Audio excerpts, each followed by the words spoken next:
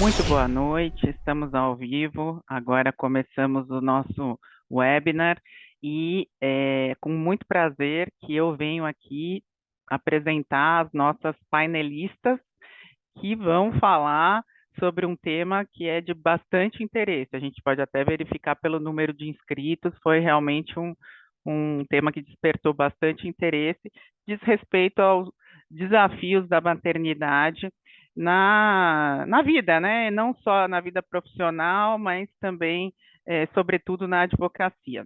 Eu sou Helena Abdo e eu gosto de me definir como conselheira da ASP, porque é uma grande honra, um orgulho que eu tenho de participar do conselho diretor, de fazer parte do conselho diretor da ASP. Então, eu também sou advogada e conselheira da ASP, independentemente de outros títulos que eventualmente eu tenha conquistado na carreira, mas o mais importante deles certamente é o de advogada. Eu também então, hoje nós temos aqui três convidadas que vão falar conosco sobre o tema. São três convidadas que entendem de diferentes aspectos e com quem eu já bati, só pelo bate-papo que eu tive com elas, eu já vou dizer para vocês que vai ser. Eu estou ansiosa porque eu acho que essa sessão aqui vai ser bem interessante. Então, pela ordem aqui é, do meu roteiro, e também a ordem alfabética. Apresento a vocês a doutora Flávia Fornaciari Doria. Ela é advogada, mestre e doutora em Direito Processual pela Faculdade de Direito da Universidade de São Paulo, professora de Direito Processual Civil, de Processo Coletivo, e brilhantemente desempenhou o cargo de diretora cultural da Associação dos Advogados de São Paulo e é, eu pude testemunhar o grande desempenho que ela teve ao longo de todos os anos, como conselheira e como diretora cultural da ASP.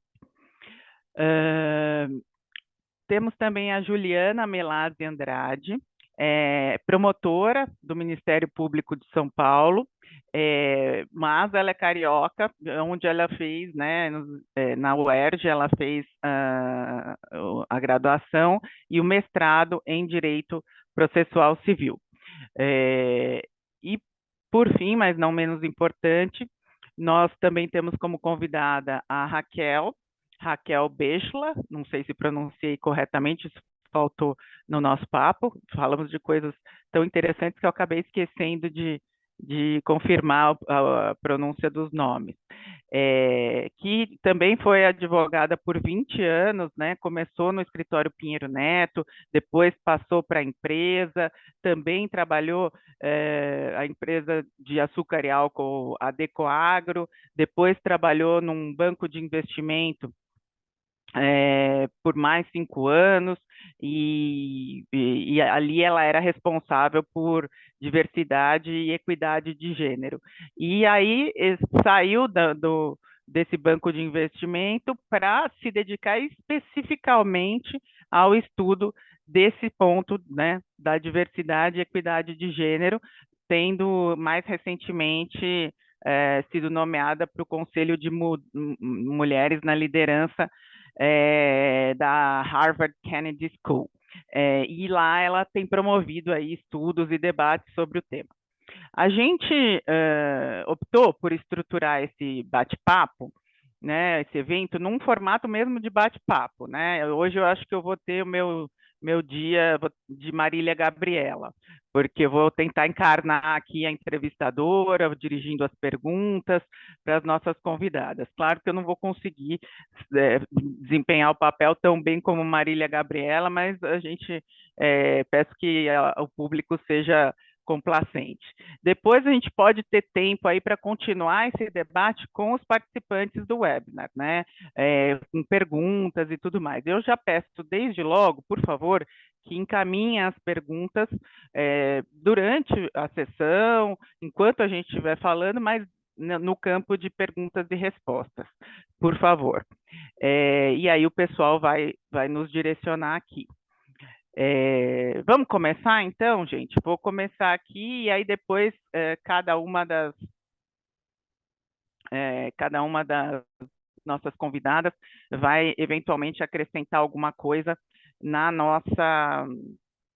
nessa apresentação. Eu agradeço muito a participação de todas e também espero que tenhamos discussões bastante produtivas, tenho certeza que serão. Eu vou começar aqui tratando de um primeiro tema, e a pergunta vai em primeiro lugar aqui, como tema licença maternidade, uma pessoa que tem bastante experiência no assunto, que é a doutora Flávia.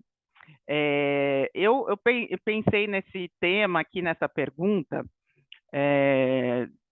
depois de ler um estudo, né, um estudo chamado Paid Family Leave and Employee Outcomes, foi feito na Califórnia, pela Universidade de Stanford, e esse estudo é razoavelmente recente, é de agosto de 2021, que demonstrou que empresas que oferecem a licença maternidade remunerada têm uma taxa de rotatividade 30% menor entre as mulheres após o parto. Então, essas políticas de licença parental, né, licença maternidade, licença paternidade estendida, mentoria, e dentre outras políticas, elas têm se mostrado de grande valor, mas nem sempre, né, a gente consegue enxergar isso e viabilizar isso dentro do nosso universo no escritório de advocacia. Então, pergunto aí para a Flávia, nessa primeira rodada, como é que a gente pode equilibrar a implementação desses benefícios sem sobrecarregar excessivamente os empregadores, sobretudo pequenas empresas, pequenos escritórios de advocacia, que são a maior parte dos nossos associados estão nessa realidade. Então, eu queria entender da Flávia o que ela acha disso e aprender com a sua experiência. Boa noite, Helena, boa noite a todos que estão nos acompanhando aqui, boa noite, Juliana, Raquel. Primeiramente, eu queria agradecer à ASP o convite por participar desse painel. É um prazer voltar à ASP, sempre voltar à ASP para participar desses debates, e realmente de um tema muito interessante, né? Eu tenho certeza que isso atinge todas, né? Eu fico feliz de ver que entre as pessoas que estão aqui acompanhando a gente, temos não só mulheres, mas como também homens, né? E a gente vai ver que muito do que a gente fala aqui depende, né, desse apoio também da parcela masculina, né, da sociedade, dos advogados, de tudo isso. É, então, é um prazer estar aqui com vocês. Eu quando vejo, né, quando ouvi, fui convidada para participar desse bate-papo, né, sobre maternidade e carreira, eu logo pensei, bem, me convidaram porque eu sou mãe de 4 filhos, né? Então eu tenho 4 filhos e trabalho e não vou negar que, enfim, quando à medida que tive meus filhos, chegou um momento que eu falei, acho que eu nunca mais vou voltar a trabalhar. Acho que eu vou ter que me reinventar, né? Eu sou advogada, é só isso que sei fazer, vamos dizer, da minha vida, né? Sou advogada, sou professora, mas da área estritamente jurídica, né? Só isso que sei fazer da minha vida. E vou dizer que num determinado momento falei, bem, não posso, não, acho que nunca mais vou voltar a trabalhar, porque é impossível conseguir trabalhar, conseguir viver e se dedicar efetivamente a uma carreira da forma como eu gostaria de fazê-lo, tendo 4 filhos. Mas isso não, isso eu vi que não é uma verdade, né? Claro, isso impacta a vida da mulher. E a pergunta que você fez, Helena, até eu vou te dizer que eu não sei exatamente a resposta exata para ela. Né? Eu acho que a gente fala muito sobre apoiar a mulher na maternidade, após o nascimento dos filhos, para ela continuar exercendo é, a carreira profissional dela, mas o que a gente vê ao longo do tempo é que muitas abandonam a carreira ou acabam mudando de carreira, não por interesse, né? Porque, enfim, tudo bem, né? Você mudar de carreira porque você se interessou por outra área, como até você já falou aqui da Raquel, que teve essa mudança de carreira, mas a gente vê que muita gente abandona de fato por não conseguir conciliar as duas coisas, ainda que seja por algum período de tempo, principalmente quando os filhos são pequenos. Eu acho que nós temos hoje em dia uma política que tem melhorado em relação às grandes empresas, mas para as pequenas empresas, e aqui incluindo, né, os pequenos escritórios de advocacia, a maternidade pode ser sim uma questão que impacta na estrutura daquele negócio.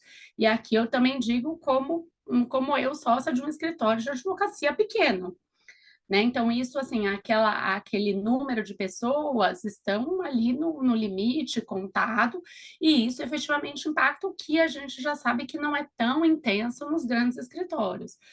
Então, eu acho que a gente fala muito genericamente de aumentar licença maternidade, por exemplo, de conceder auxílios dos mais diversos para as mulheres, mas a gente também tem que pensar numa estrutura que auxilie as pequenas empresas a conseguir a fazer essa retenção da funcionária mulher, da advogada que atua nesse escritório, de uma forma a propiciar isso. Claro, hoje a gente tem, né, os meios tecnológicos que ajudam muito qualquer trabalho, por exemplo, no exercício da advocacia e de todas as profissões ligadas ao direito, isso é muito positivo, mas também a gente não pode se valer exclusivamente disso, né? Porque também não são condições adequadas.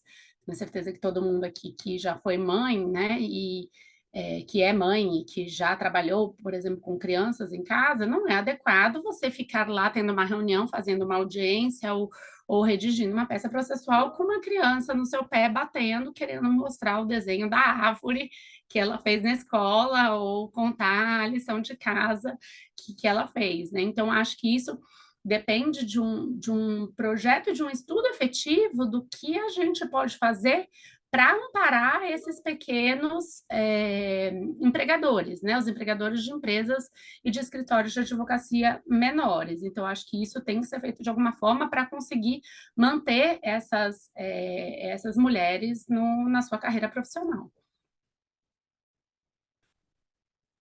Muito obrigada, Flávia. De fato, é um desafio.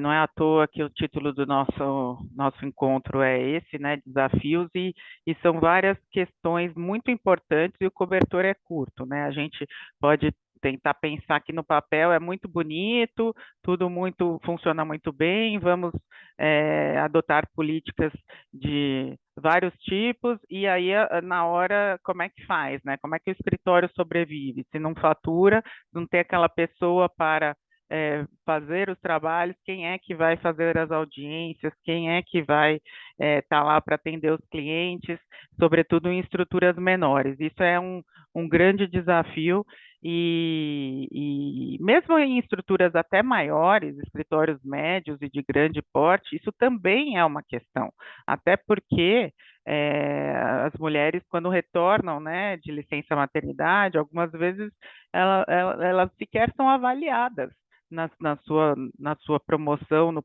plano de carreira, como se fosse um ano perdido, porque tirou ali 4, 6 meses de licença. Então, isso é justo? Por que que isso acontece? Por que que a gente não tem políticas mais claras e melhores em relação a isso? Então, de fato, é algo que me incomoda bastante, acho que incomoda também a todas as demais, é, as demais painelistas. Não sei se alguma delas quer comentar alguma coisa a respeito desse tema, ou se a gente já passa, ainda dentro do tema licença maternidade, para uma próxima rodada aqui. Bom, de novo, eu lá nas minhas pesquisas, eu fui ler uma outra pesquisa, essa é um pouco mais antiga, de março de 2016, que trata é também uma pesquisa internacional que tratou da situação de mulheres, né? Na verdade, foi para a população geral, né, norte-americana, falando sobre licença parental remunerada, dizendo que 86% dos entrevistados nos Estados Unidos concordam que essa licença remunerada tem que estar disponível para ambos os pais. E aí a gente começou a ter, paulatinamente, no Brasil, muito mais devagar ainda, né? Veja que essa pesquisa é de 2016 e 86% dos entrevistados nos Estados Unidos concordavam com isso. E aqui no Brasil, a gente raramente vê algumas iniciativas em que há uma licença parental, ou seja, para ambos os pais, né? Alguma coisa diferenciada. É, e adoção de políticas diferenciadas, como uma própria licença compartilhada, que não precisa necessariamente ser ao mesmo tempo de pai e mãe, e assim por diante. Então, ainda sobre esse tema, eu gostaria de perguntar em relação à Flávia, mas também podemos estender a pergunta para as nossas demais painelistas que queiram opinar. Como que você acha, Flávia, que as políticas de licença maternidade podem evoluir, né? Qual seria uma forma de ajudar as mulheres que muitas vezes se veem sozinhas nessas realidades sociais, realidades profissionais que são muito novas e talvez uma solução antiga não faça muito sentido hoje. Então, como é que a gente poderia tentar pensar em alternativas? Que alternativas têm sido pensadas? Você tem alguma coisa para nos dizer a respeito disso? Helena, eu acho que essa questão que você falou da licença maternidade, a licença parental, né, estendida ao pai, é muito relevante. Isso acho que já é uma realidade em outros países, né, em países até mais desenvolvidos, porque isso a gente sabe hoje, né? A gente vive uma realidade diferente de quando a gente tratou de licença maternidade lá em tempos mais remotos, em que era a mulher cuidando dos filhos, né? Então, hoje isso não pode ser considerado uma realidade, e até a gente fala muito sobre isso, e isso até já está virando um pouco de lugar comum, né? Ah, porque o pai ajuda, o pai não ajuda, existe ainda esse conceito na sociedade, mas a gente sabe hoje que a parentalidade tem que ser exercida com concomitância por pai e mãe, né? Seja da forma como for. Então, isso, se puder haver o apoio, né, do pai também nesse primeiro momento da vida do bebê, isso é muito relevante, porque bebês não ficam sozinhos, bebês precisam de cuidados para 100% do tempo, para absolutamente tudo, né? E isso pode, com exceção da questão da maternidade, que hoje também a gente tem formas de controlar, de contornar a própria questão da maternidade, é, isso tem que ser exercido conjuntamente pelo pai. Então, isso da gente falar, né? Hoje em dia são 5 dias, né? Salvo engano, de licença para o pai, o que não é nada, né? Na verdade, ele fica lá uns dias na maternidade com a criança, vê, né? Cuida do filho mais velho, enquanto a mãe acabou de passar por um parto e acabou, tchau, né? Chegou em casa, 2 dias em casa, tchau, vou trabalhar, né? Mas a gente tem que pensar nisso também, e até queria também ouvir as minhas colegas panelistas aqui sobre isso, também de acordo com a realidade social que a gente vivencia, né? Porque eu acho que isso acaba fazendo diferença de acordo com essa realidade social, até em vista de outras ajudas. Né? Então, tem a classe alta que consegue ter uma funcionária para ajudar, uma babá, alguma coisa assim, que pode suprir isso, e tem a outra classe que não, e não tem outras alternativas, até na própria questão de amamentação e dos cuidados né, do bebê. A gente não pode esquecer que boa parte da população brasileira não tem dinheiro sequer para comprar fraldas, e recebem fraldas do governo. Então, assim, a gente tem que adequar isso conforme as diferentes realidades sociais, mas a licença paternidade estendida ou a licença parental dividida ao longo do primeiro ano, por exemplo, da vida da criança, é uma questão relevante, mas, de novo, isso vai impactar também aos empregadores de menor porte, que não sejam as grandes empresas, né? Mas isso, quem sabe, tire essa discriminação que a gente sabe que existe na contratação de mulheres em idade fértil, né? Que hoje se estende dos 15 aos quase 50 anos, né? Enfim.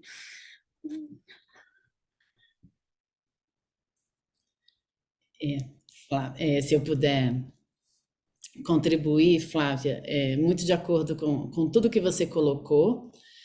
Eu acho que é interessante a gente pensar que a primeira licença paga maternidade, ela é de 1919, né? É um levantamento da Organização Internacional do Trabalho.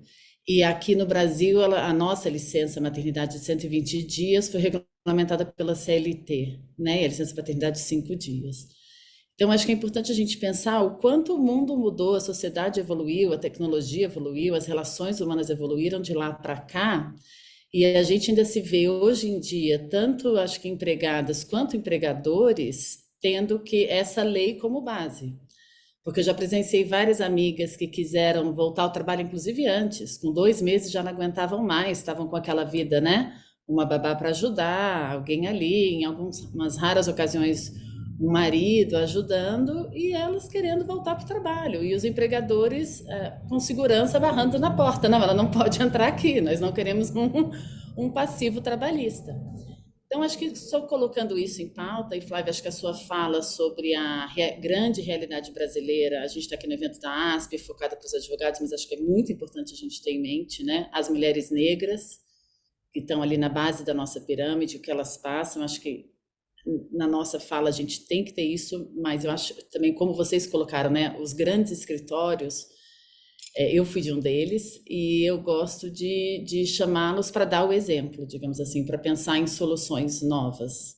Acho que a gente tem que ter a sociedade civil organizada, a ASP faz um belíssimo, eu agradeço aqui esse convite, acho que faz um belíssimo trabalho, quer dizer, imagina você ter uma iniciativa da ASP unindo os escritórios pequenos, a gente pensar em iniciativas que possam ajudar esses empregadores, esses escritórios, pensando em políticas públicas e privadas que possam apoiar essa fase, porque acho que não só a licença maternidade, mas acho importante a gente pensar num apoio para os pais ao longo ali do primeiro, segundo, terceiro ano de vida, como os empregadores fazem quando um funcionário pede para fazer um MBA fora, um LLM, um mestrado, um doutorado, né? Todo mundo sabe as horas que vão envolvidas ali, e eu acho que fica muito claro também para a sociedade, para o empregador, para os colegas de trabalho, para os clientes, o benefício que aquele investimento de tempo vai trazer, né, para a pessoa que está ali te atendendo, para o teu advogado, para o professor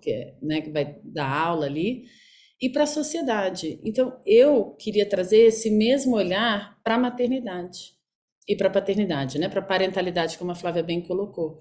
Então, com esse olhar, ter a valorização desse trabalho. Porque eu posso falar, mesmo eu grávida da minha primeira filha, eu procurei uma professora de italiano particular, que eu achei que eu fosse fazer aula de italiano na minha licença maternidade. É uma grande besteira, para dizer o mínimo, mas eu mesma fiz isso. Quando minha filha nasceu, né, todo mundo sabe, quer dizer, todo mundo sabe? Não, quase ninguém sabe o que a gente passa ali, e eu diria especialmente do primeiro filho, porque a gente está se tornando mãe e vivendo tudo aquilo pela primeira vez. Eu tenho 2 filhas, da segunda são outros desafios, acho que pelo menos você já é mãe, e, bom, a Flávia depois pode falar sobre isso com 4, com maestria, mas esse impacto do primeiro filho, para mim, foi uma coisa muito importante, muito significativa, e como eu me via, então, como profissional depois de ser mãe. E o que eu senti foi uma desvalorização quase, da sociedade, muito sutil. E outro dia, lendo Desculpa, me esqueci o nome agora. Alguém, tenho lido tanto ultimamente, alguém falava que sentiu o que é como uma mulher branca, com privilégio, com qual me identifico, ela sentiu a opressão da sociedade pela primeira vez como mãe. O que ela não sentia em função da sua cor e tudo, quando ela virou mãe, ela sentiu essa opressão. E eu me identifiquei muito com essa fala. Então, enfim, queria deixar aqui também uma observação. Tem uma pesquisa recentemente divulgada de 100 anos dos desafios das mulheres com relação à carreira, de uma pesquisadora lá de Harvard que estudou isso, e há 100 anos ela acompanhou esse fenômeno. Ela dividiu as mulheres em 5 grandes grupos. Então, das mulheres com graus, né, universitários, que tiveram que decidir, primeiramente era ou família ou carreira. Um segundo grupo lá do início do século XX foi um trabalho, depois a família, depois família e um trabalho. Depois veio o grupo lá quando lá na década de 60, com a pílula, com os anticoncepcionais, para falar rapidamente, veio um grupo que foi carreira e família. E aí chega eu estou falando do nosso grupo, eu sou dali da última linha, ali de 78 ao último ano de corte da pesquisa. E ela fala, e é o primeiro grupo que quer família e carreira, que acho que no qual a gente se enquadra. E aí esses desafios, eu achei essa discussão que a gente tem, que é para que isso seja possível, tudo bem, a mulher está no mercado de trabalho, mas então a gente precisa do apoio do homem também em casa, e dividindo toda essa responsabilidade das tarefas domésticas, de criação de filho, porque a gente tem falado muito da carga mental e emocional que continua com as mulheres, né, dentro e fora de casa. Me alonguei, mas o assunto é apaixonante, então... Não, muito, muito apaixonante e de fato, né, isso que você falou, a gente quer tudo, a gente quer carreira e trabalho e não queremos ficar exaustas como a gente está, né? E não queremos ter nenhum malefício só porque a gente decidiu ter filhos. E será que a gente está conseguindo? Será que de fato a gente está evoluindo? E mais do que isso, aí eu vou direcionar aqui a pergunta para Juliana. Juliana, você, como promotora de justiça, você deve estar aí de frente de diversas realidades sociais, né, muito variadas e tudo mais, né? E será que o nosso ordenamento jurídico, nisso considerando tudo, legislação, jurisprudência, exatamente, até a forma de interpretação das leis, etc., será que nosso ordenamento está evoluindo nessa questão de olhar para essas novas realidades?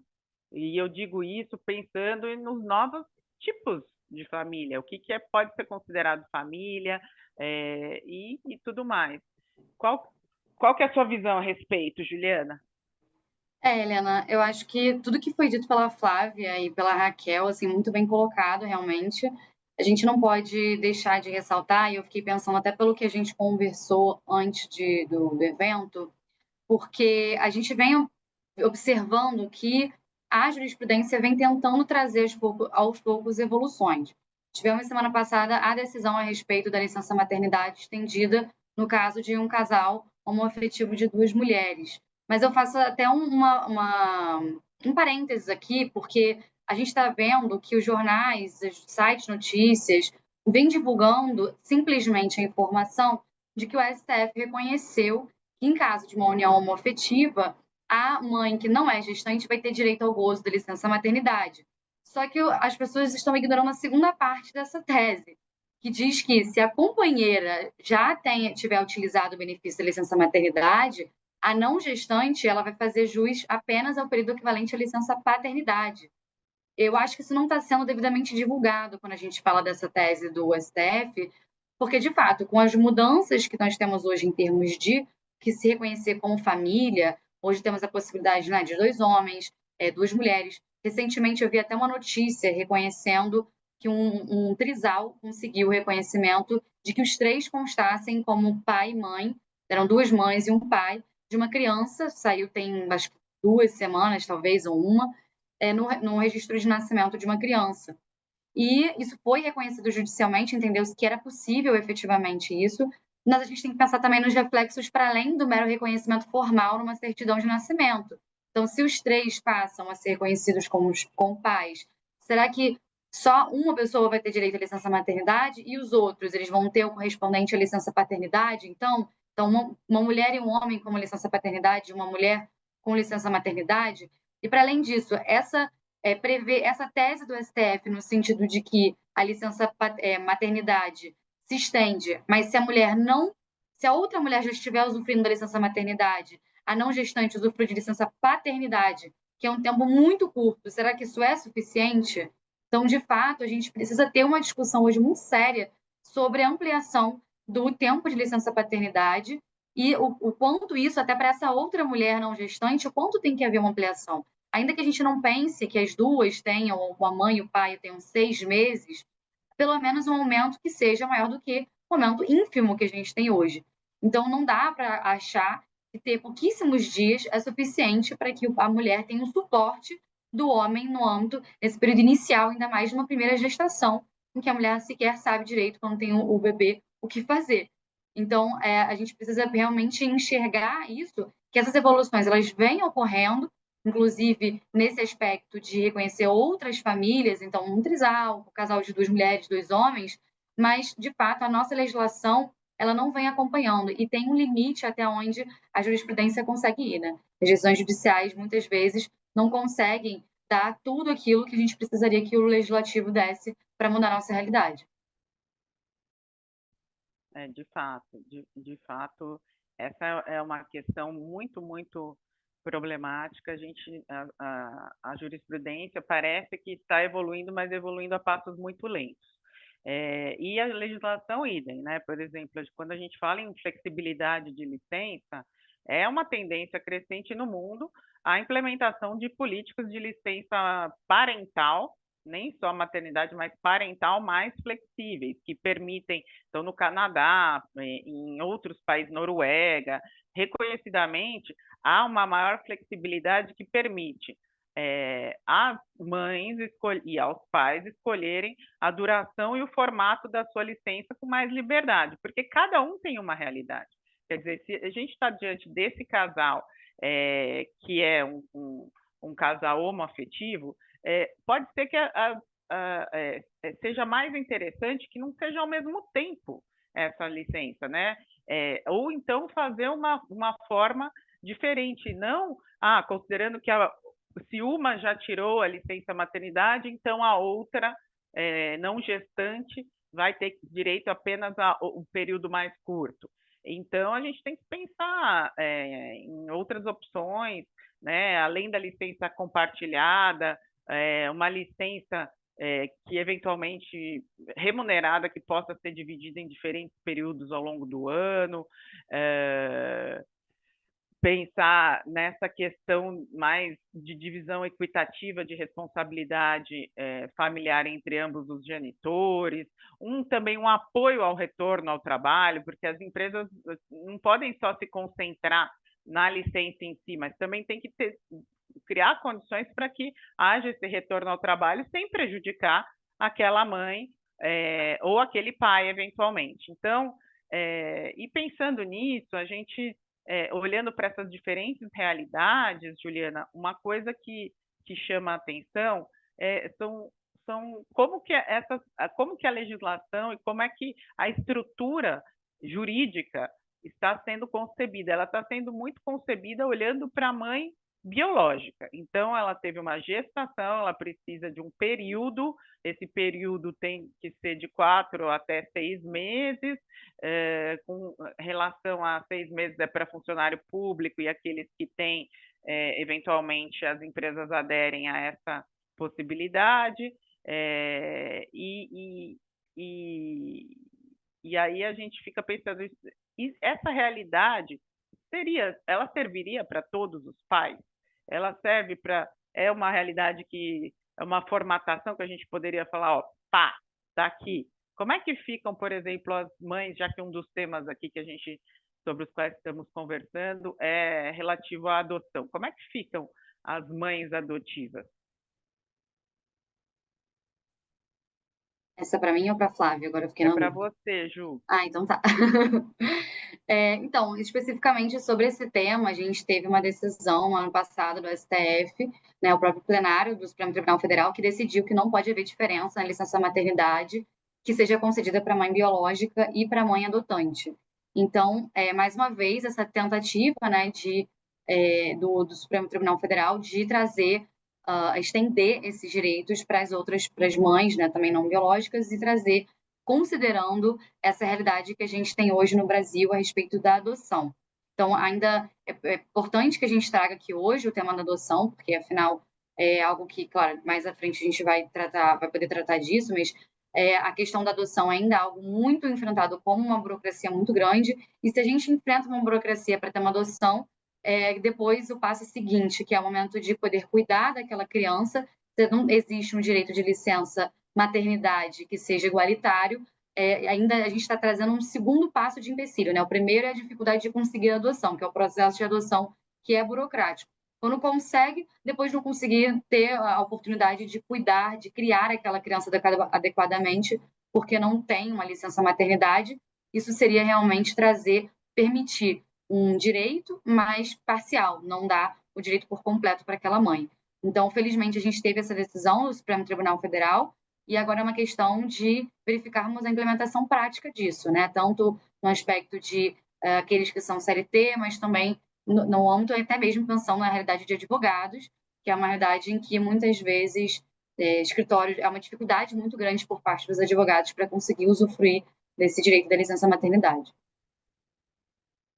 Super obrigada, Juliana. E agora pensei numa outra situação para dar a palavra aqui para a Flávia com a sua experiência pessoal. No caso de quer dizer, uma coisa é uma mãe que tem um filho, né, dentro de uma estrutura, de uma realidade social, ela está empregada formalmente, e etc., consegue depois ter ajuda, se estruturar, se organizar. Outra coisa é a mãe que tem um filho, mas ela não tem absolutamente ninguém para ajudar, não tem condições para isso, ou mais do que um filho, pode ter múltiplos, né? Então, eu queria que a Flávia comentasse um pouco a realidade. Tanto agora a gente não precisa se restringir à licença, mas a gente pode falar da licença e da carreira para essas pessoas. Como é que que a gente poderia pensar de alternativa, de solução, ou pelo menos, será que a gente precisa pelo menos identificar os problemas? Porque eu sequer acho que esses problemas estejam totalmente mapeados. Então, Flávia, você que tem experiência de ser mãe de múltiplos, tem alguma diferença? O que você sugeriria que a gente ficasse mais atento, até para organizar os nossos próprios escritórios de advocacia e pensar em alternativas? Essa é uma experiência que eu digo, né, fruto da minha experiência pessoal, né, como mãe de múltiplos, mas eu acho que é importante, né, referir que eu, como a Raquel já colocou, sou uma mulher branca numa condição financeira boa que consegui ter a ajuda necessária para estar com os meus filhos, né? Então, para ter, inclusive, pessoas contratadas para estar com os meus filhos, além propriamente de mim e do meu marido, do pai das crianças, que também sempre foi parceiro nesse ponto, por conseguir se organizar também com isso.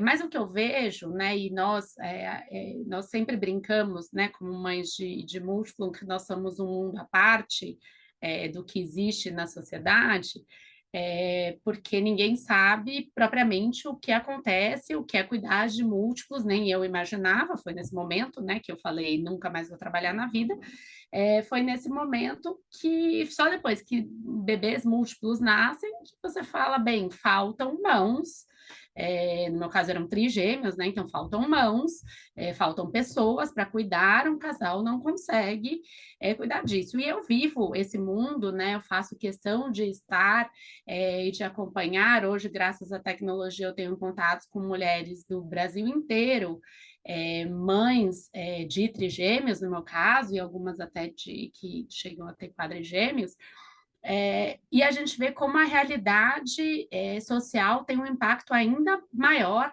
em relação a isso.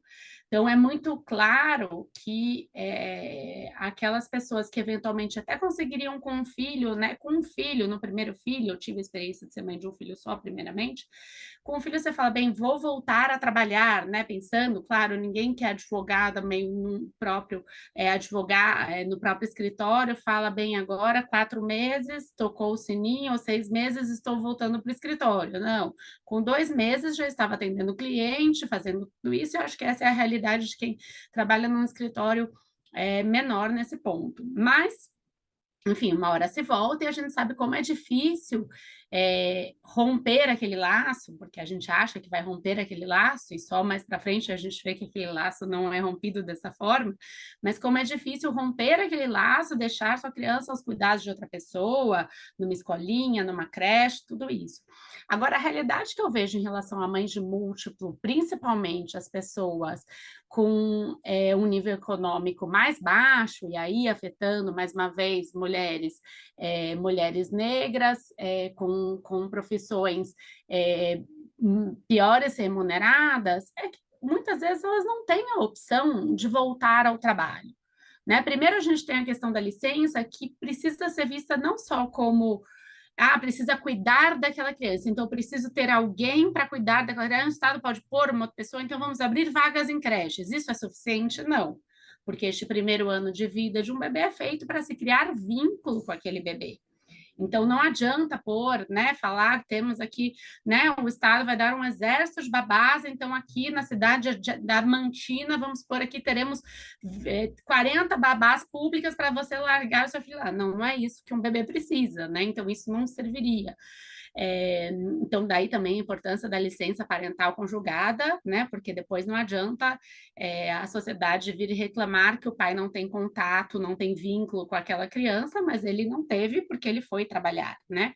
Porque aí ele não foi dada sequer a oportunidade de ter esse vínculo com aquele bebê, né?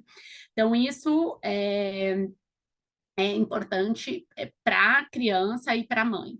Então, voltamos a trabalhar, e voltando aqui ao tema da sua pergunta, né? O que a gente faz com essas pessoas que são mães de uma forma não prevista na legislação, porque faltam braços para cuidar daquele bebê e para criar vínculos com aqueles bebês. E o que eu vejo na realidade das pessoas que não têm o privilégio de poder contar com uma ajuda para isso, é simplesmente o abandono completo do emprego e do mercado de trabalho. Porque muitas vezes, para você arcar com o custo de alguém, e não estamos falando sequer da realidade de São Paulo, que a gente sabe que é uma realidade uma realidade muito mais cara, né, financeiramente muito mais cara do que eventualmente no interior do estado ou em outras cidades do Brasil, mas as pessoas não têm opção. Né? Eu tenho conhecidas que falaram, bem, minha licença está terminando, agora está dando 4 meses, a empresa está me chamando de volta. Bati na porta da prefeitura da cidade X, oi, preciso de vagas para creche. Temos aqui uma vaga. Pois não, ela falou, não, mas tenho trigêmeos. Não, mas não temos 3 vagas. Na cidade não conta com 3 vagas para se matricular em 3 bebês na escola por você, não, porque temos que dar uma vaga para fulano, outra vaga para fulano, não temos professores disponíveis para isso. Então, a pessoa não tem outra alternativa a não ser abandonar a sua carreira, né? Porque se ela for contratar alguém, muitas vezes o preço que ela pagaria por isso é até mais do que ela receberia, ou não faz sentido financeiramente para ela. Então, o que às vezes acontece é você joga, né, pensando numa relação homem-mulher, você joga o pai, você joga sobre o colo do pai a obrigação de trabalhar o dobro, né, para arcar com aquele recurso financeiro que a mulher deixou de ter, ao término, ao ter que, né, ao ser alijada do mercado de trabalho. Então, você faz ainda com que o vínculo entre pai e filhos se corte ainda mais, isso não necessariamente, tá, só com crianças com múltiplos, mas isso pode acontecer, né, que é muito recorrente com múltiplos, assim, é abissal como existe, o número de vezes que isso acontece, e pela minha experiência isso não aconteceria tanto nas mães singulares. Você joga sobre esse pai a responsabilidade de ter um aumento de custo absurdo, um aumento de responsabilidade para ter que trabalhar o dobro para arcar com aquele salário que a mãe deixou de ganhar, e sem amparo nenhum do Estado. Então, efetivamente, isso também precisa ser pensado. Eu acho que também como a questão, como a legislação e a própria jurisprudência não evoluiu em relação a outras formas de família, aqui falando sobre as famílias homoafetivas, também não evoluiu para verificar que essa é uma realidade hoje muito maior, né? Hoje em dia todo mundo, a gente vê gêmeos, em muito maior número do que antigamente, até porque as mulheres estão retardando a maternidade, e com isso a gente sabe que aumentam as chances de se terem múltiplos. Então, também isso precisa ser feito. E às vezes a gente vê até esses dias mesmo, uma mãe me perguntou, grávida, gente, por acaso eu vou ter a licença maternidade somado o tempo, já que eu estou grávida de 3 filhos, eu vou ter 4 meses vezes 3? Eu não vai ter 4 meses vezes 3. Ah, e será que outra pessoa pode pegar a licença no meu lugar pelos outros filhos? Não, outra pessoa não pode pegar. Né? Eu conheço alguns casos, se não me engano, 2 ou 3, de pessoas que, pelo fato de serem múltiplos, eram funcionários públicos, conseguiram judicialmente que ao pai fosse dado o mesmo tempo que a mãe. Foram casos, os 2 ou 3 casos que eu conheço foram de funcionários públicos, né? O pai era funcionário público, então lhe foi concedido o mesmo tempo que a mãe pelo fato de ter, para se ter um adulto com cada criança, chamemos assim, né? Então isso é uma possibilidade pensada, né? Seria bom que fosse para todos, como falamos aqui, nessa licença estendida, mas isso deveria ser pensado eventualmente como uma regra para casos em que se tem mais de um filho, né? Porque isso impacta ainda mais sobre a mulher, mãe desses múltiplos, né? Helena, se eu puder fazer uma observação, que eu acho que a Flávia e a Juliana vêm tocando num ponto fundamental, que é pensar no custo que tem para a sociedade, né? Dessas mães que Uhum. deixam de trabalhar e contribuir, a carga emocional, a Flávia Poderoso, que vai para o pai, como assim, a gente está reforçando aquele papel do breadwinner, né? Do pai como do homem, né? Como o ganha-pão, digamos assim, porque a mãe, bem ou mal nessa fase, está amamentando, por isso que tem uma licença maternidade, né? Maior está ali, então muitas vezes você reforça a estrutura que a gente tem na sociedade atual chamando do machismo estrutural, se eu puder falar assim. Eu sei que é uma fala um pouco, né, uma expressão forte. Ela repele, muitas vezes eu solto essa frase em rodas de conversa e eu fico sozinha, homens e mulheres, igualmente, mas ela, acho que se a gente pensar no ganho que a sociedade pode ter ao apoiar um novo casal, uma nova família que está se formando para a sociedade, se o governo, né, se a gente tiver políticas públicas que sejam revistas e adaptadas, porque tem estudos que mostram os benefícios para a saúde dos pais e das crianças, como a Flávia ponderou, na criação do vínculo. E tem estudos que estão fazendo isso, acho que para as mulheres já era mais fácil, e eles estão fazendo vários estudos fora, e depois eu posso divulgar com os interessados, mostrando os benefícios para os pais também, que conseguem passar mais tempo com os filhos, tem benefícios de saúde, o que gera um benefício para o Estado, quer dizer, é mais gente. Hoje a gente está tendo uma crise de saúde mental, né, internacional, eu diria. Então, se a gente pensar que no mundo, que eu acho que você tem um avanço de tecnologia cada vez maior, pessoas cada vez mais no seu aparelho, isoladas, podendo se isolar da sociedade, a família, ela é essa unidade básica, né, uma primeira unidade básica ali da nossa sociedade. E eu estou falando aqui de família, como a Juliana bem ponderou, quer dizer, pode ser uma mãe que adotou uma criança, um pai que adotou uma criança, a união homoafetiva a gente já falou, uma família, né, pais divorciados, enfim, a família, usando a definição da pesquisadora da Cláudia Goldin, ela fala qualquer adulto, né, ou adultos criando, né, uma criança, gerando, que, né, tenha sido gerada por ela ou não, mas criando um ser humano, porque a gente sabe o trabalho que é. Então, acho que, de novo, trazer isso, assim, pensar, então, fora da caixa, quais são as soluções, por exemplo, você tem trigêmeos, faz sentido você ter uma licença maior do que quem teve só um filho, né, assim, tem um bom senso, né, aí, mas, claro, tem o desafio para o empregador, pensando aqui nos escritórios de advocacia e tudo, então, aí que entra, eu acho, a gente não vai ter uma solução, e aqui a gente não está querendo falar disso, mas acho que dá necessidade de se pensar sobre o assunto. Por isso que é muito bom a gente estar aqui falando sobre isso, porque acho que a maternidade é algo que muda as nossas vidas de uma forma radical, e como disse alguém outro dia, falou assim, se não mudar a tua vida, porque acho que, né, muita gente fala, não, olha eu aqui, lembra daquela executiva do Yahoo? Não, voltei a trabalhar aqui da sala de parto, podem me costurar e eu estou aqui respondendo e-mail, quer dizer, o que você está fazendo então, né? No fundo, é para mudar, é para trazer cada um, respeitando o ritmo de cada um, as escolhas de cada um, claro, não se trata disso aqui, mas tem uma mudança. E que bom se a gente tiver o apoio da sociedade para essa mudança, porque todo mundo ganha, né? As mulheres, muitas mulheres sofrem de depressão pós-parto, e tem estudos que mostram que o homem em casa, junto, o parental leave, que tem que ser visto, ele acaba sendo um escudo, ou como a Flávia falou, ela teve o marido como um parceiro ali, com os trigêmeos, isso é um apoio para a mulher também, né? E só para ponderar que tem vários tipos de licença no mundo, por exemplo, tem os dias do pai, então tem licenças que podem ser dadas, a gente pensa em licença como algo, acho que estanque, então a licença do pai ou da mãe, então 4 meses, 5 meses, 6 meses, muitas vezes nem o funcionário quer ou tem essa possibilidade, para o empregador fica muito pesado, mas podem ser diárias também, podem ser dias, um dia por semana ao longo de meses, pode ser, né, um dia a cada 15 dias, enfim, mas que isso seja introduzido quanto antes na nossa sociedade.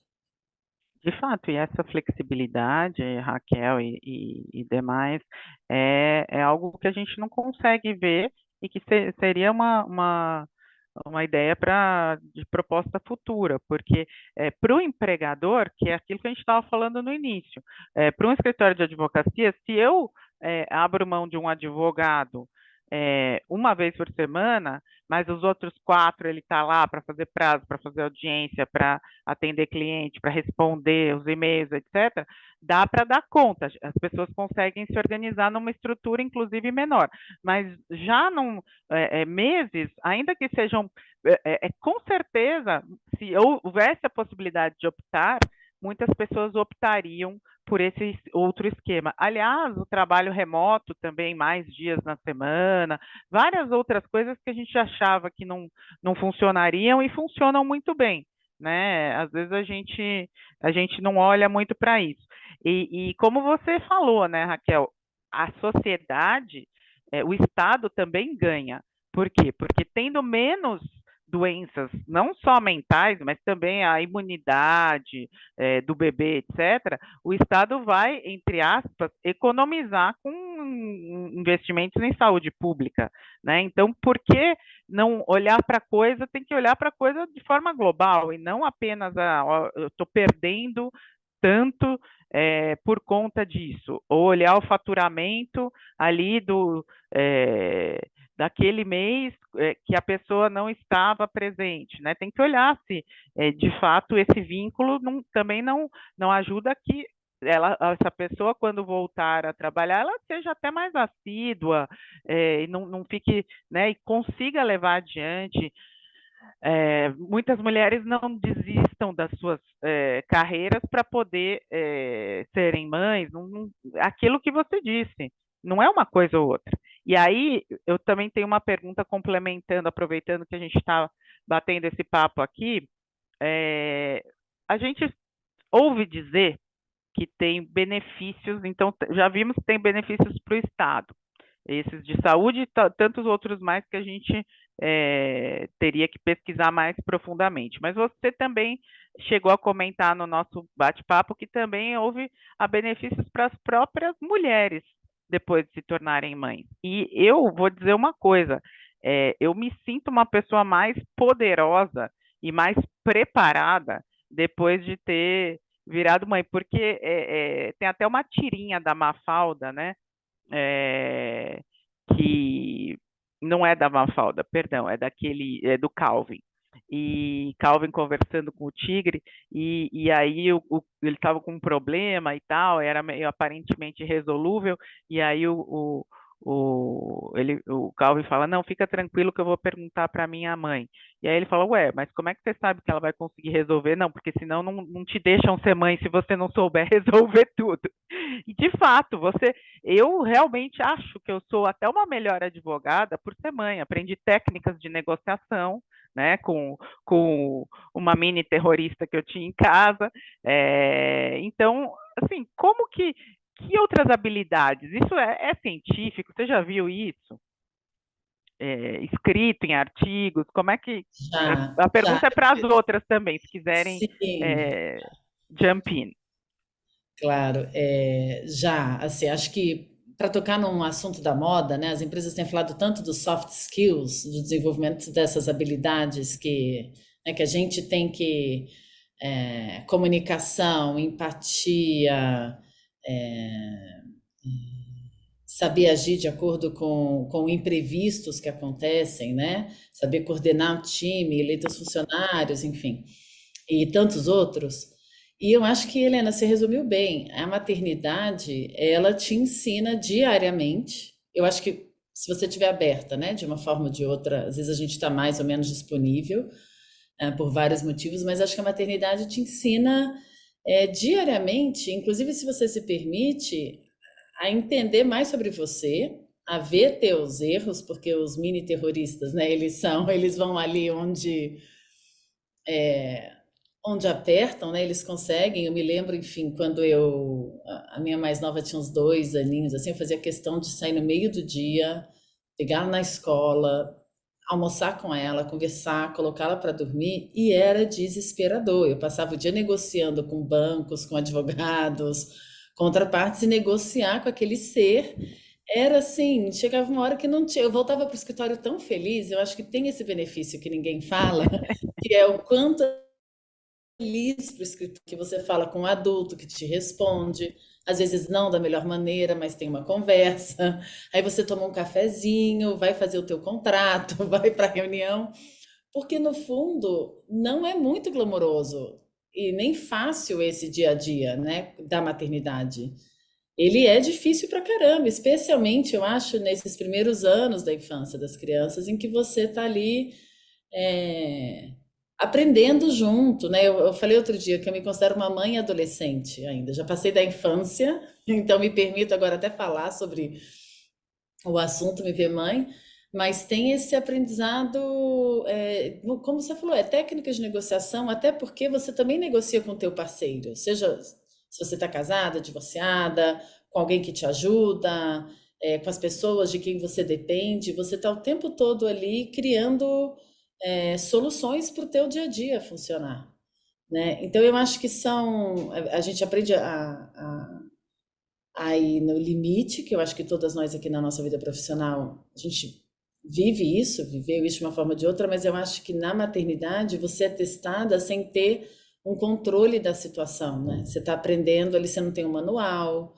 você não tem uma lei que você possa citar, uma jurisprudência. Você vai construindo a tua história, a tua família, e que responsabilidade, né? A gente formar nossa jurisprudência em casa, colocar limites, impor limites, isso eu acho que é um processo que a gente vai vivendo também de uma forma muito rica.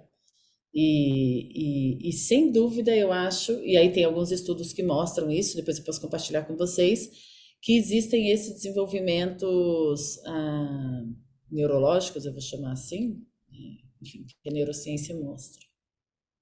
De fato, a gente adquire habilidades e superpoderes e a gente pode até usá-los no nosso dia a dia, né? Eu brinco que eu falo que eu eu sempre gostei de ajudar pessoas e resolver problemas difíceis. Então, por isso que eu fui ser advogada, porque é exatamente isso que a gente faz o dia inteiro. Então, eu faço isso e depois também faço isso em casa, também, principalmente nessas situações quando você tem que se ver ali.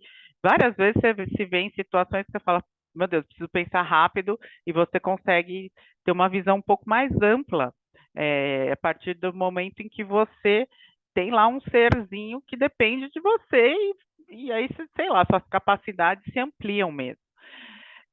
E isso não é privativo de mãe biológica, não é privativo, né? Isso só da mãe, o pai também, porque principalmente aqueles que participam efetivamente dessa, tem muitos homens que se transformam. Então, isso é realmente algo que a parentalidade nos permite. Antes de passar para as perguntas ao público, eu queria tratar um pouco mais da questão da adoção, porque tem algumas dúvidas que a gente sempre tem, né? Por que se é tudo igual, se impacta da mesma forma a mãe, se é biológica, se é adotiva, se é pai, o que quer que seja, por que a disciplina é tão diferente? O que está por trás disso tudo, né? Que realidade que a gente tem no Brasil e fora do Brasil em relação à adoção? Eu queria deixar até a pergunta meio aberta, meio livre, embora a gente tenha até comentado de temas mais específicos, eu queria dar a oportunidade para a Juliana contar um pouco da experiência dela, né? Considerando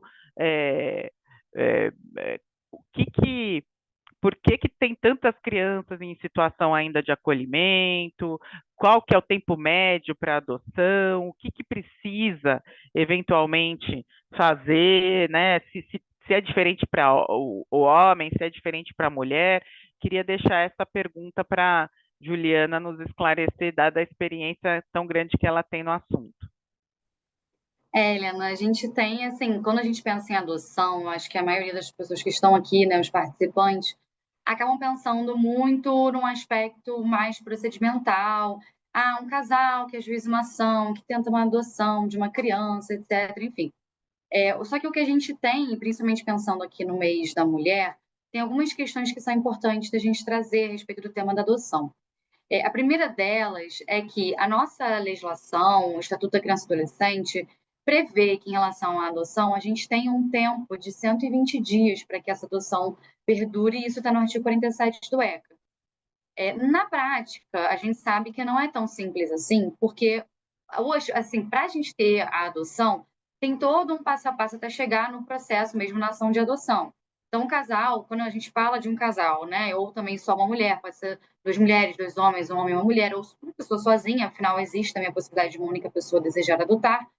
Mas, em regra, o que a gente tem é, primeiro, a necessidade de que essa pessoa se habilite judicialmente. Então, tem um processo que é só para habilitação à adoção, em que tem a necessidade de ser ouvido por uma equipe técnica. Então, tem um estudo psicossocial, de fazer curso, se preparar. Quando ele se habilita, ele entra num cadastro. Apenas a partir desse cadastro é que a gente tem a possibilidade de ter com alguma criança que esteja para adoção, e aquele casal possa se aproximar daquela criança, ter um período de convivência com ela e, eventualmente, prosseguir com esse processo de adoção. Então, tem, de fato, uma burocracia muito grande no Brasil que faz com que muitos casais pensem duas vezes antes de decidir adotar e antes de pensar em realmente se vale a pena ou não. E é por isso que a gente vê muitas crianças ainda em acolhimentos institucionais. Eu reforço até mesmo para os participantes que a palavra abrigo não é mais utilizada hoje, é acolhimento institucional, que a gente vê ainda também muitos advogados também falando, juízes falando, até mesmo promotores, defensores, enfim. Então é sempre bom a gente trazer os termos certos. É que nem a expressão menor, que não é mais utilizada também no Brasil. Mas o que a gente tem que levar em consideração é que por trás disso tudo, a gente tem uma realidade brasileira e que vem antes mesmo do processo de adoção, que diz respeito a situações de abandono também das mulheres, que se veem em uma situação de engravidarem e que muitas vezes o homem não dá o suporte para isso, e ou elas acabam entregando aquela criança para adoção voluntariamente, porque não se veem não necessariamente não capazes, mas veem que elas não têm condições, por vezes, econômicas de assumir esses cuidados. Então, a gente tem também, no Estatuto da Criança e do Adolescente, o procedimento da entrega voluntária, que está no artigo 19A do ECA, e a situação em que a mãe, não é que ela queira entregar voluntariamente o filho dela para adoção, mas acaba havendo uma situação de abandono dela, às vezes ela sofre uma violência doméstica, aquela criança acaba vivendo num ambiente de risco muito acentuado e acaba que tanto o Conselho Tutelar quanto até mesmo nós, Ministério Público, acabamos tendo que levar aquela criança ou adolescente para um acolhimento institucional. Não que a gente ache que o acolhimento institucional seja a medida mais adequada. A gente tem também o acolhimento familiar previsto no Brasil, que em vez da criança ficar numa instituição, numa casa, tem a possibilidade dela estar com uma família que se dispõe a receber a criança temporariamente para dar afeto para ela, mas isso, infelizmente, é muito mais raro no Brasil do que um acolhimento institucional.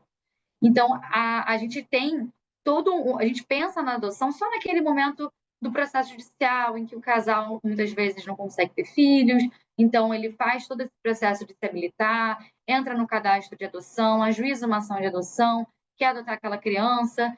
A gente pensa muito nesse aspecto, mas a gente esquece todo o momento que vem antes do processo de adoção, que é o que está por trás da adoção, que diz respeito a como aquela criança chegou no ponto de ter que ser adotada. Por que ela está ali? Por que ela está acolhida? Por que isso se verifica? E o que existe na prática no Brasil é que a gente não tem, de fato, os métodos contraceptivos não são amplamente divulgados, os métodos contraceptivos também não são amplamente entregues, né? Muitas mulheres, muitas vezes, acabam não sabendo de muitos desses métodos, não saber da possibilidade até mesmo de que tem um chip para poder não precisar ficar indo fazendo manutenções periódicas, que é um problema muito sério com a população de baixa renda, né? Não tem como ficar fazendo manutenção de DIU, ficar tomando pílula anticoncepcional, às vezes também não usa camisinha. Então, a gente tem esse aspecto de não ter acesso a esses métodos contraceptivos e não tem também educação sexual, o que gera como consequência uma gravidez muitas vezes indesejada, tanto por parte do homem quanto da mulher, ou pelos dois, ou apenas por um só, e em um contexto socioeconômico muito grave no Brasil, de hipossuficiência, aquela família não consegue dar conta de cuidar da criança, e a criança muitas vezes acaba tendo que ser levada para um acolhimento familiar ou institucional e levada para adoção. Então, infelizmente, a própria realidade da adoção no Brasil, por trás dela, também tem um viés bastante, enfim, machista também, né, se a gente pode utilizar essa palavra, mas no aspecto de um certo abandono da mulher que acaba tendo que se verificar ou numa situação de ter uma entrega voluntária ou de adoção. E até é muito curioso, porque hoje mesmo eu vi que saiu uma notícia do caso daquela atriz que teve o sigilo de dados dela divulgado, não sei se, acredito que todos aqui tenham acompanhado o caso da Clara Castanho, em que ela ela ficou grávida, ela teve interesse de entregar voluntariamente o filho dela para a adoção, isso é algo garantido pelo 19A do ECA, e no hospital houve uma violação desse sigilo dela e foi divulgada amplamente para a mídia que ela, como atriz, queria entregar o filho dela para adoção. Isso gerou uma repercussão muito grande no Brasil, porque, de fato, a mulher ela tem o direito, se ela não quiser a filha, ela deverá ser levada à Justiça da Infância e Juventude para que possa manifestar isso. Ela é acompanhada por uma equipe psicossocial e ela vai manifestar isso de forma voluntária, sem nenhum tipo de pressão. E o que a Clara Castanho passou é uma situação que, nitidamente, de divulgação indevida desses dados. E hoje eu soube, né, da notícia de que o Tribunal de Justiça de São Paulo fixou a indenização dela em R$200 mil. Antes a sentença foi em 1 milhão e o tribunal diminuiu para R$200 mil, como forma de indenizá-la por essa exposição e pela violação do direito dela de sigilo. Então, a gente vê ainda como é uma realidade ainda muito preconceituosa, porque mesmo quando é uma mulher com uma condição financeira até mesmo boa, que deseja entregar o filho dela para adoção pelos trâmites legais, né, válidos, ela tem uma exposição indevida disso e não tem o respeito ao sigilo dela. Então, imaginemos o que uma pessoa, às vezes em situação de baixa renda, não passa pela dificuldade de conseguir entregar um filho, pela dificuldade de conseguir criar esse filho e toda essa estrutura que a gente tem de abandono da mulher que leva ao abandono de uma criança. Helena, Posso só Diga, falar, Flávia. só um adendo aí, isso que a Juliana falou, acho muito, muito importante, né? Porque a questão do respeito à maternidade e de a gente tratar de maternidade vai muito além do que a gente falar a partir do momento que a mulher está grávida ou de que a mulher ou o homem, enfim, adota um bebê, né? Essa questão da contracepção, né? Porque imagino que não chega na cabeça de uma mulher para resolver decidir abrir mão do seu filho em favor de outra pessoa, às vezes faz isso por absoluto desespero e incapacidade, muitas vezes financeira, de cuidar, né? Então, acho que isso que a Juliana colocou, da responsabilidade do Estado por educação sexual e por trazer métodos contraceptivos, isso é bastante relevante. Né? Porque quem já presenciou, já teve que acompanhar alguém que precisou utilizar de um método contraceptivo fornecido pelo SUS, sabe a dificuldade que isso é, né? E eu vejo, às vezes, né, na minha experiência pessoal, aí mulheres que têm 3, 4, 5 filhos e não conseguem colocar um DIU pelo SUS porque não pode. E isso, eu diria, não só para a questão de contracepção, mas também para ajudar aquelas mulheres que querem ter filhos e precisam também do auxílio da medicina para conseguir tê-los, né? Então, tem tantas pessoas que não querem ter e acabam tendo por não ter o amparo, o conhecimento e o acesso à medicina, quantas mulheres que gostariam de ter filhos e não conseguem, porque também o Estado não consegue prover os métodos de ajuda de uma gravidez assistida para isso, né? Então, acho que isso é uma questão também bastante relevante quando a gente pensa na maternidade como um todo, né? O antes, não só a gravidez e o pós-parto, né? Aquele pós-parto, mas também esse antes, é, antes da gravidez, isso é muito, muito relevante para a gente trazer, por isso é importante a gente trazer esse contexto da adoção também, né? Ao falar da maternidade.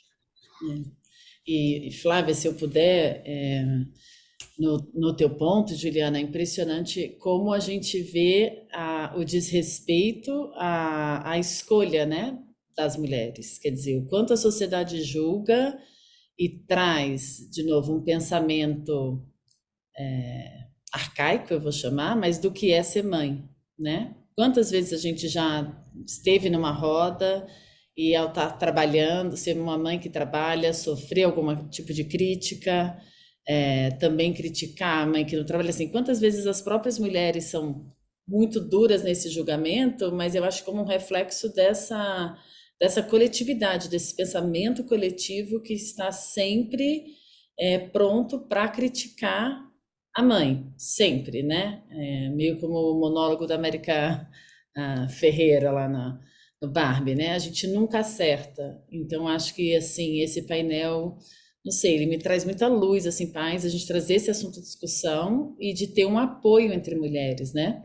O quanto essa atriz, o quanto a Clara, eu tinha visto a manchete, confesso que eu não tinha clicado, quer dizer, quanto apoio ela está precisando agora, né? Quanto apoio de homens e mulheres da sociedade, porque é muito fácil simplesmente você julgar, né? Quer dizer, não só ela teve um direito dela violado, a privacidade, mas também em cima disso está sendo julgada por uma atitude que ela tomou, né? Assim, dona de si, das suas decisões, e como mãe, a gente toma decisões o tempo inteiro, né?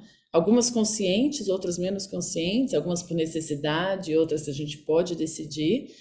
E eu acho que a gente precisa, como sociedade, começando entre mulheres mesmo, a apoiar as decisões umas às outras. A gente pode ter uma visão diferente de mundo, é uma oportunidade, mas apoiar a decisão que aquela mãe está tomando, né? Não estou falando aqui, claro, de nenhum caso de violência, de abuso, nenhum caso de negligência, mas simplesmente de respeitar aquela mulher, né, que está na nossa frente e aquela mãe. Eu acho que é esse respeito que a sociedade, que as organizações civis, os escritórios, o governo, o Estado deve ter também pela mulher, pela mãe que está ali gerando e criando um filho, né?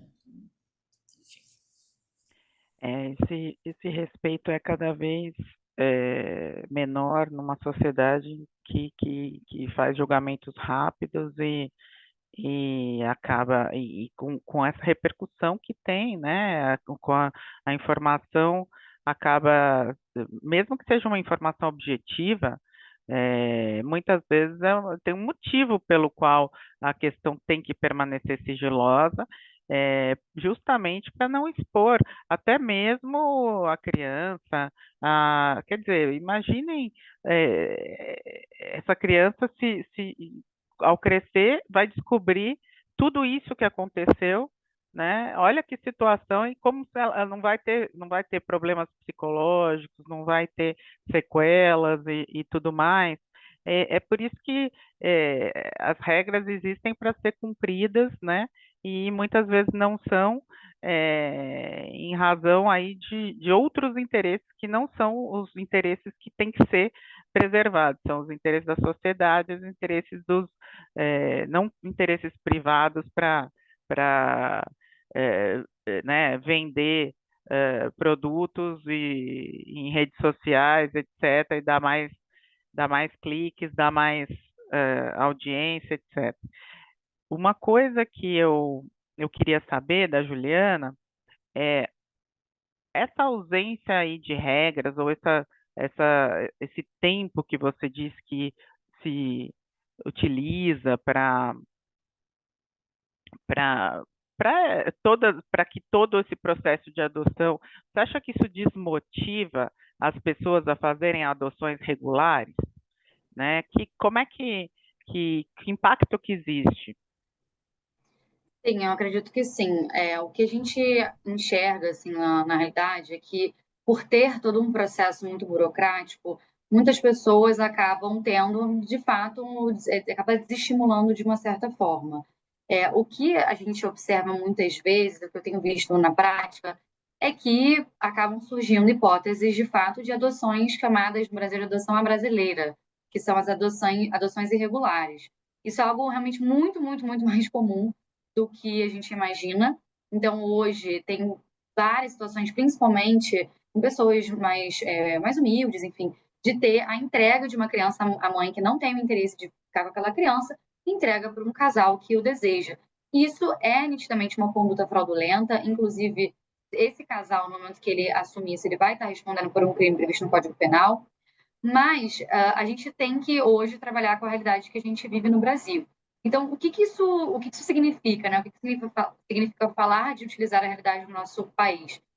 Isso quer dizer que o próprio Superior Tribunal de Justiça, com o tempo, passou a admitir excepcionalmente essas hipóteses de adoção que seriam fraudulentas, né? Adoção e que é utilizada mesmo pela jurisprudência adoção brasileira, justamente em situações em que se verifica que já houve um decurso do tempo muito grande e que acaba fazendo com que haja a impossibilidade de aquela criança ser retirada daquela realidade, daquele casal, daquela família.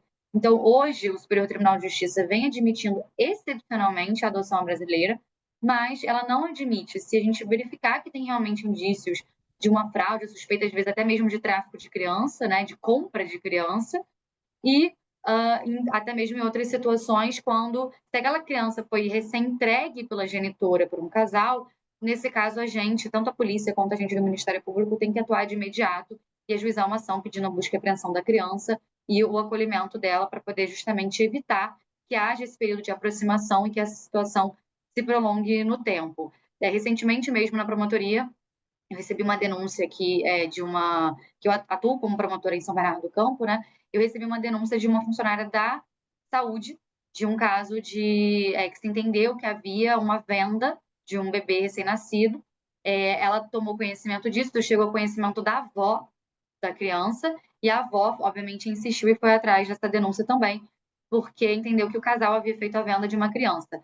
E aí, quando eu estava começando a apurar essa questão, eu recebo um ofício da promotoria, acho que era do Guarujá, informando que já tinham tomado conhecimento disso, já tinham conseguido a busca e apreensão da criança, justamente porque se verificou essa fraude.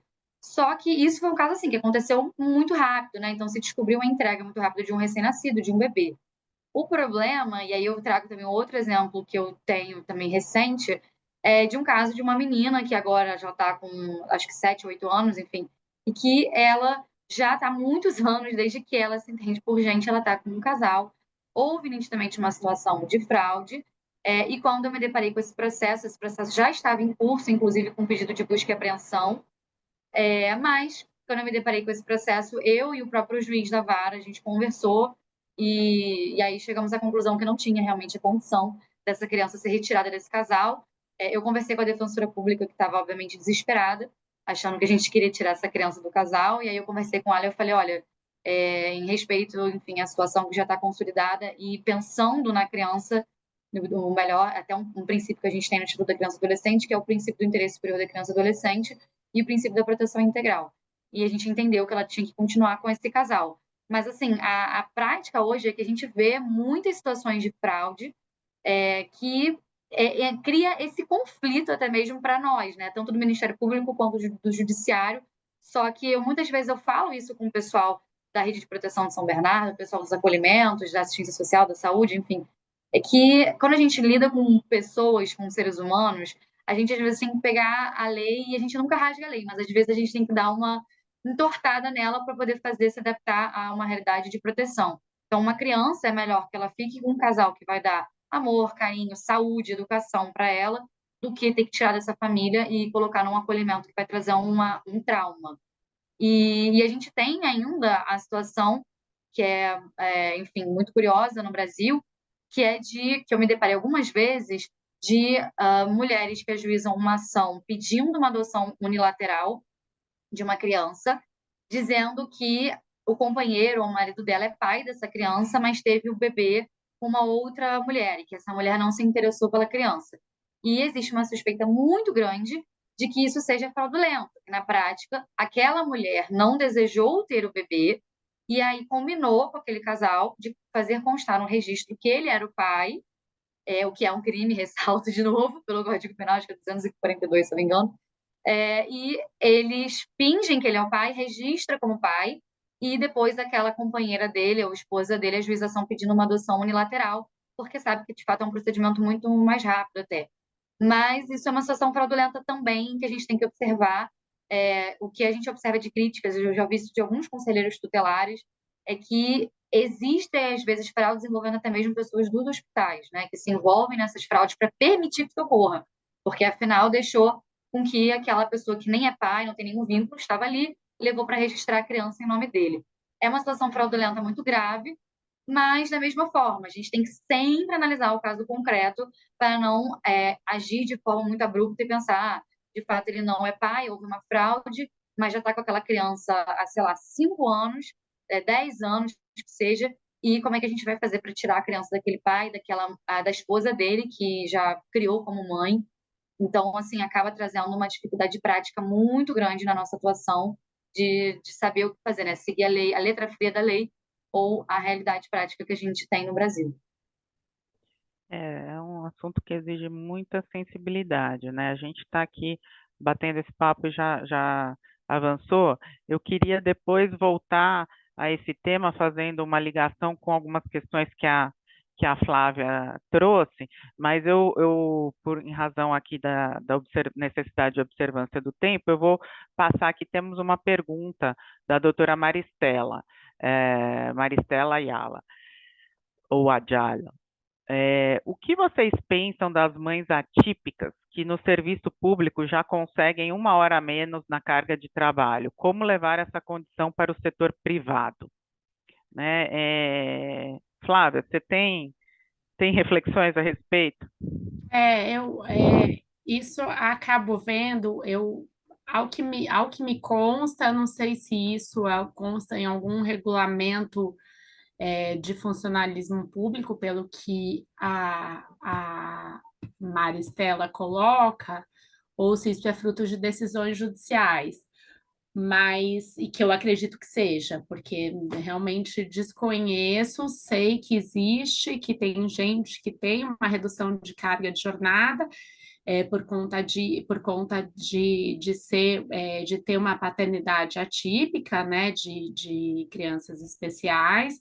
Eu já vi até comentários de decisões de tribunais por conta disso, redução de carga de trabalho por conta de maternidade atípica, mas isso, ao que me consta, é uma construção jurisprudencial. Ainda existem diversos projetos de lei tratando do tema, E muitas vezes o que a gente vê, mesmo quando essas decisões chegam a níveis de observância obrigatória, isso acaba não sendo cumprido pelas empresas.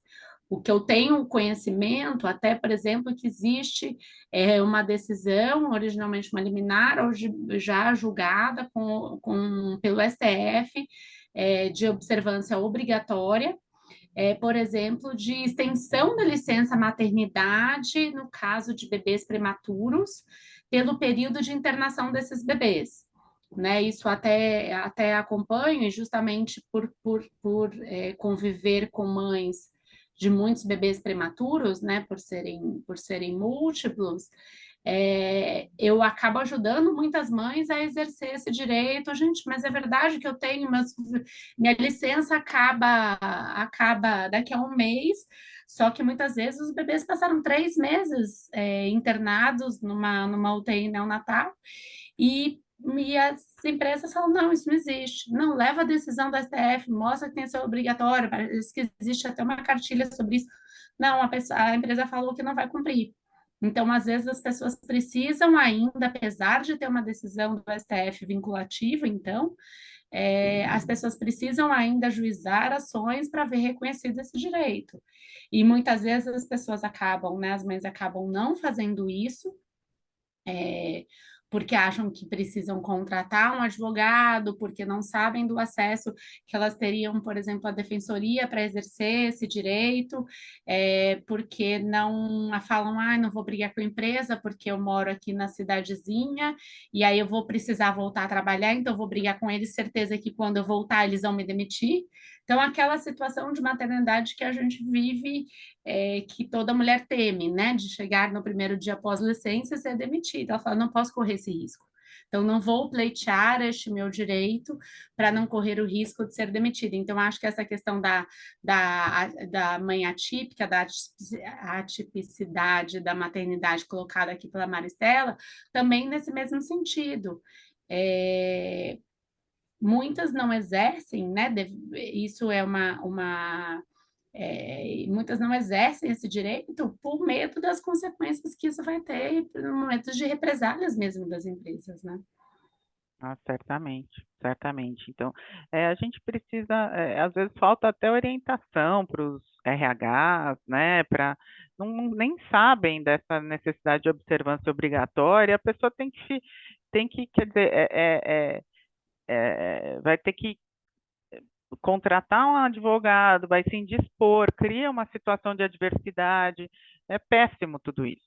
Tem mais uma pergunta aqui, de uma participante ou um participante que não se identificou, mas dizendo o seguinte: boa noite, primeiramente obrigada a todas pela exposição, brilhante. Sobre as dificuldades da maternidade, vocês acham que a idade influencia? Vejo por experiência própria amigas mais jovens que têm maior dificuldade ao conciliar maternidade e carreira. Será que as mais jovens têm mais dificuldade ou as mais velhas têm a mesma dificuldade? Como é que é uma questão de condição econômica?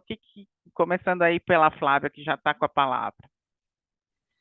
Eu acho que é uma conjugação de tudo isso, né? Eu acho que certamente, né? Acho que a experiência de vida em outros aspectos, né? Com a idade passando, nem vou dizer, né? De grandes cargos executivos, né? Então, mulheres que retardam a maternidade para conseguir uma posição na carreira, para então ser mães e aí, então, ela ter uma posição relevante na estrutura organizacional daquela empresa para ser querida de volta, né? Então, acho que isso com certeza ajuda.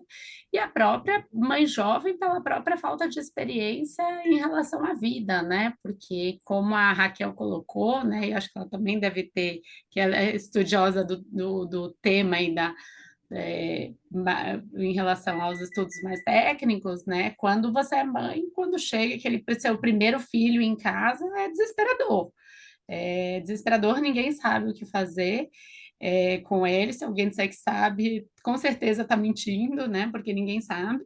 Então, eu acho que isso, para uma mãe jovem, deve ser muito mais impactante, ainda também por não ter assegurado, né, esse lugar ao sol na empresa. Mas também acho que a condição econômica também influencia, né? Porque atividades menos especializadas são mais facilmente substituíveis. Então, acho que o temor, né, como eu falei nesse caso da prematuridade, por exemplo, né, o temor de ser mandada embora no retorno da licença, certamente é muito maior quando você sabe que você não é tão indispensável, não que ninguém seja, mas se você não é tão indispensável assim, né? É verdade. Raquel, você tem algum elemento a acrescentar? E pergunto mais, já estouramos aqui o nosso tempo, então a gente vai fazer só essa última rodada aí. Vou dar a palavra para as demais participantes para dizerem se tem alguma palavra final, etc., sobre esse tema, ou eventualmente outro que tenha ficado em mente. E, e, e aí queria, por favor, perguntar para a Raquel se na advocacia tem alguma particularidade, você que já teve essa experiência e que, né, será que mais velha sofre menos na carreira da advogada? Estou tentando aqui pensar pela minha experiência. Não sei. Super interessante a pergunta, né? Porque me fez lembrar quando eu tinha 28, eu acho. Eu tive as minhas filhas com 32 e 34, que hoje em dia, com 45, eu acho super jovem. Então, eu não sei o conceito de jovem que a gente está usando aqui, mas pensando que seria ali, né? 20 e tantos, não sei, 30 baixo. Eu lembro de ter uma conversa, eu passei um ano fora, quando eu trabalhava no Peru Neto, voltei, e eu lembro de jantar, assim, jantares informais com amigos que eram sócios, eles me falavam assim, ai, Raquel, tem filho logo. Eu já era casada, eu casei super jovem. Raquel, tem filho logo, porque daí quando o teu filho tiver dois, sei lá, três, ou dependendo de quando você tiver, aí quando você tiver lá para virar sócia, você vai dar um gás e os teus filhos já estão maiores, então vamos ter logo. E eu assim, jantando, né, falando, e essa ingerência na minha vida, né? Eu não quero ter filho agora, eu não estou pronta. Então, assim, me fez lembrar isso porque tem um aspecto que eu acho que é para passar a noite em claro, quanto mais jovem, melhor. O corpo se recuperar, acho que quanto mais jovem, melhor.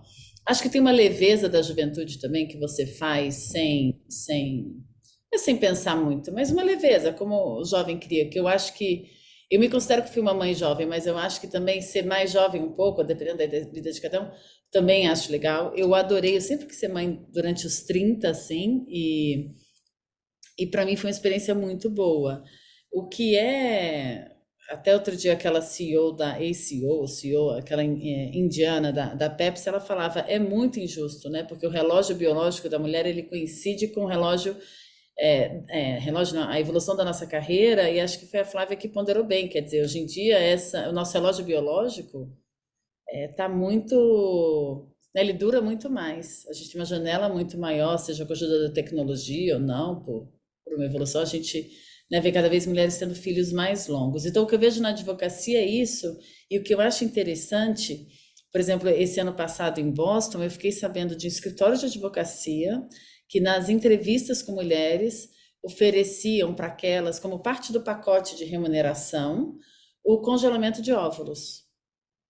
Então, ali, você está fazendo entrevista, quando você sai ali de uma law school, né? Você está, não sei, 28, 30, você está ali, você sabe que você vai viver uma vida insana de longas horas de trabalho e tudo mais, e o escritório, alguns escritórios de ponta querendo reter aquela mão de obra qualificada, oferecendo congelamento de óvulos, ou seja, já acho que sendo parceiros para falar, olha, vai demorar até você querer, não sei, me causou muita estranheza quando eu ouvi depois. Eu ainda não tenho uma opinião formada sobre isso, mas achei muito interessante isso estar na pauta desse escritório. Quer dizer, a gente está falando da reprodução humana, né, da mulher tomar essa decisão. Claro, você pode aceitar ou não.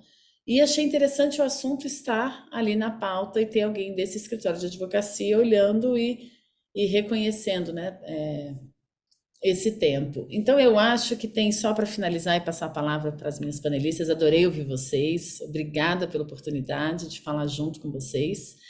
Eu acho que tem um ponto que eu ia acrescentar só na minha fala anterior sobre o que a maternidade ensina e por que a gente se torna melhor, e eu não poderia deixar de mencionar que eu acho que é o amor.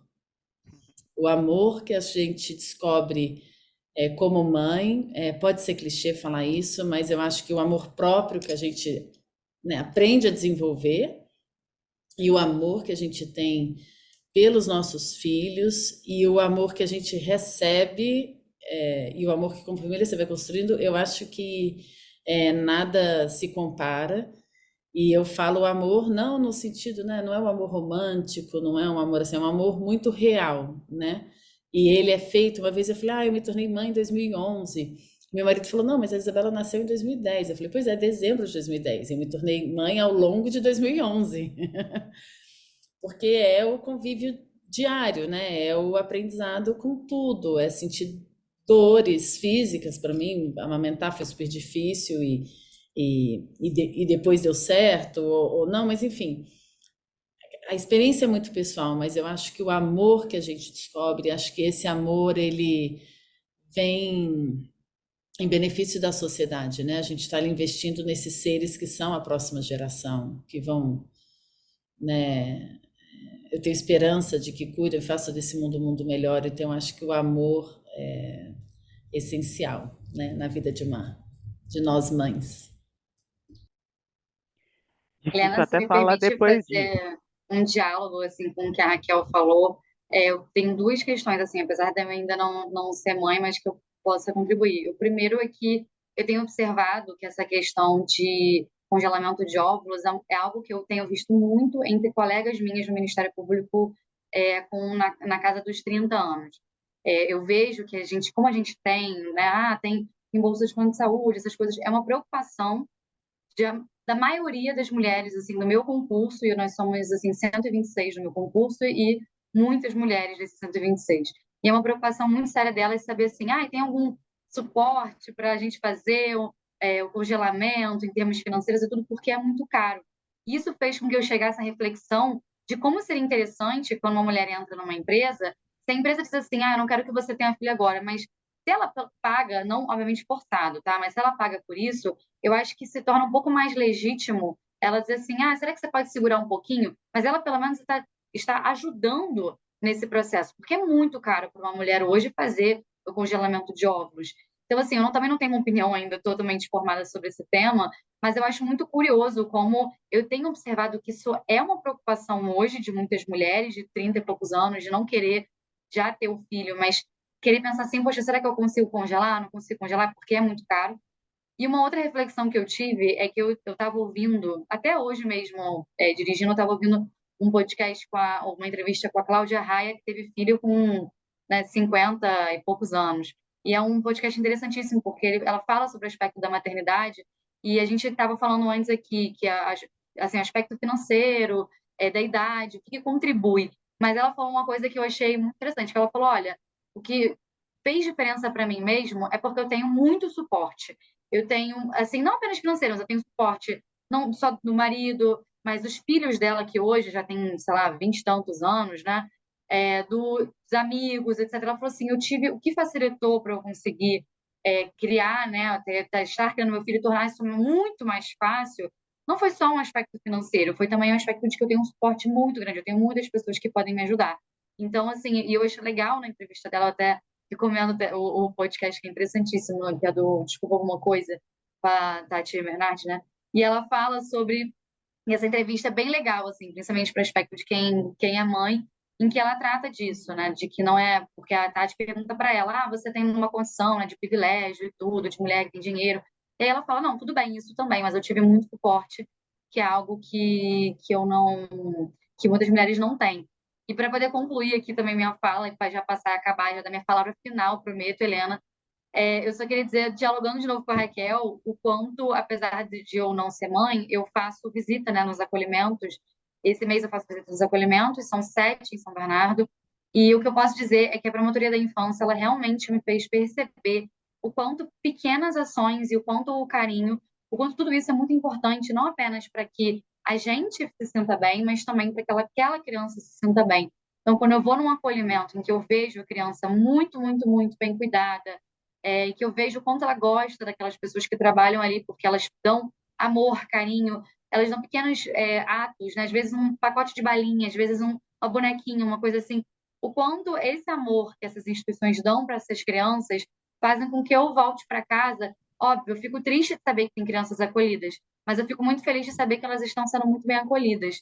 Então, eu acho que esse amor ele é uma via de mão dupla, né? Tanto para as mulheres quando elas se tornam mães, e eu, mesmo não sendo mãe, eu me sinto assim muito bem de ir no acolhimento e ver essa felicidade delas, mas também esse amor que a gente dá para a criança e o quanto isso é essencial da gente ter na formação de uma criança e evitar, fazer com que ela esqueça de traumas, né, e não reviva traumas no futuro.